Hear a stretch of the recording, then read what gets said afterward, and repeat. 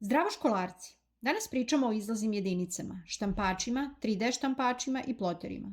Vidjet ćemo kako funkcionišu, po čemu se razlikuju i zašto su važni u praksi.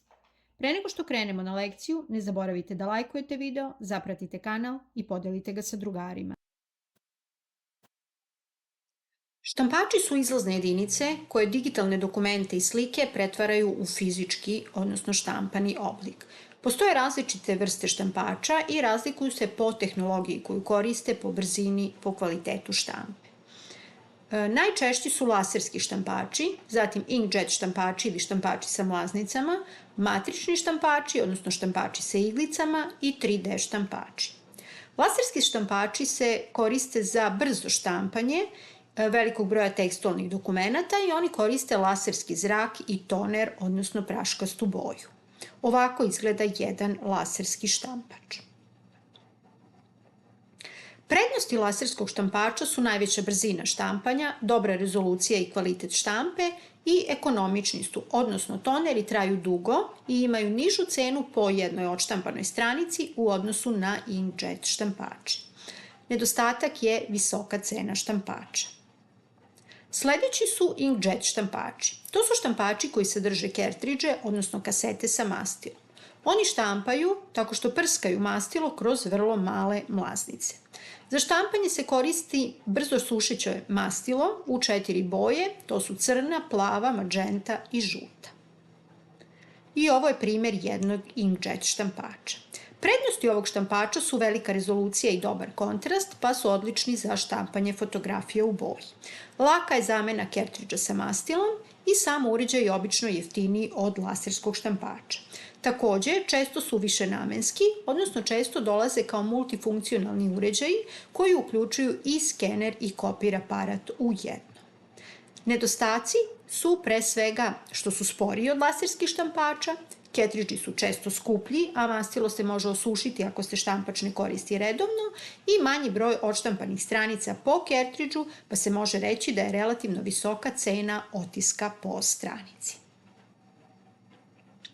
Matrični štampači su najstariji štampači i oni štampaju tako što glava štampača, koja se sastoji od udarnih iglica, odnosno pinova, udara preko trake po papiru i na taj način ostavlja otisak na papir i to može na više slojeva papira odjednom, pa je pogodan za štampanje nekih naloga, recimo u preduzećima ili u bankama.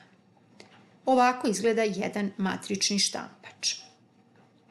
Prednosti ovog štampača je mogućnost štampanja više kopija odjednom, a nedostaci su mala brzina štampanja, bučnost i niska rezolucija.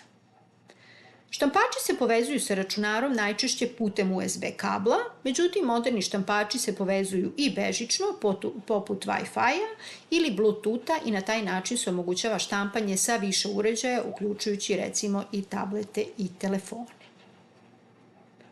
3D štampači su noviji štampači i to su štampači koji stvaraju trodimenzionalne fizičke objekte na osnovu nacrtanog digitalnog 3D modela. Za razliku od klasičnih štampača, oni ne štampaju na papir, nego stvaraju stvarne objekte. Ovako izgleda jedan 3D štampač. Vidite da je odštampana jedna figura, znači ne štampa se na papiru, nego se stvara konkretan fizički objekat. Kako radi 3D štampač? Prvo, 3D štampanje započinje kreiranjem određenog digitalnog 3D modela u određenom programu.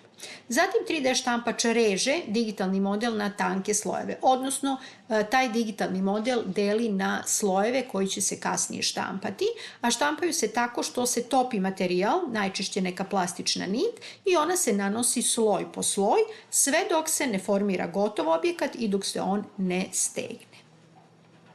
3D štampači se koriste, na primjer, u obrazovanju. Učenici mogu da kreiraju fizičke modele za projekte, od maketa zgrada do molekula, i mi u našoj školi imamo jedan 3D štampač. Zatim, inženjerstvu i dizajnu, za brzo kreiranje nekih prototipova, delova za mašine ili testiranje novih dizajna. Koriste se, na primjer, u medicini za izradu protetičkih pomagala ili čak 3D bioprinting organa i koriste se u umetnosti za izradu skulptura i složenih oblika. Šta su ploteri? To su posebna vrsta štampača koji su namenjeni za štampanje slika većih formata i slika velike preciznosti.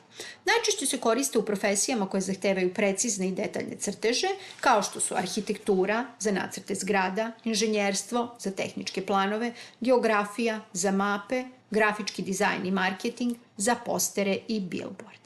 I ovo je jedan veliki ploter. Mi takođe u školi imamo jedan ploter, ne ovoliko veliki, ali za štampanje nekih šema koje kasnije koristimo u nastavi. I na kraju da ponovimo gradivo tako što ćete odgovoriti na postavljena pitanja. Hvala što ste gledali. Ako vam se dopao video, lajkujte, podelite ga i pretplatite se na Školarac za još korisnih tutoriala. Vidimo se u sledećem videu. Pozdrav!